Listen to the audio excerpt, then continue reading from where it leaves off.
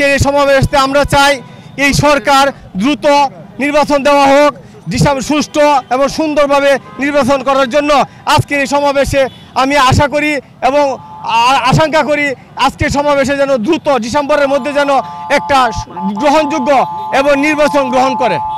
না ওইটা যদি ওনারা বলে তে ওনাদের আসলে বিষয়টা আন্দোলন আপনারা জানেন আমাদের 17 বছর যাবৎ আমরা এই স্বৈরাচার শেখ হাসিনার বিরুদ্ধে আমরা এই রাজপথে আন্দোলন সংগ্রাম করেছি।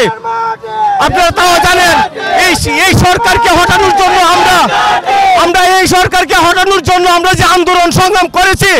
আপনারা তাও জানেন এই এনএসি সরকার যে ছাত্র সমন্বয়ের যে আবদার জানাচ্ছে আসলে তারা বুঝে নাই এই অযুক্তি আন্দোলন, এই অযৌক্তিকতা আসলে তারা বলতে পারে না। কেননা এই 17 বছর আমরা আন্দোলন করেছি, সংগ্রাম করেছি স্বৈরাচার শেখ হাসিনার বিরুদ্ধে। এই ছাত্র সমন্বয়কে আমরা সর্বোচ্চ সহযোগিতা করে এই ঢাকা মাটিতে আমরা এইভাবে যাকে জাগ বেঁধে তাদের সমন্বয় করে আমরা আন্দোলন সংগ্রাম করে পদত্যাগ করতে বাধ্য করেছি। আমার নাম ইলিয়াস আলী, কিশোরগঞ্জ জেলা আহ্বায়ক, স্বেচ্ছাসেবক দল কটিয়াদী থানা স্বেচ্ছাসেবক দল।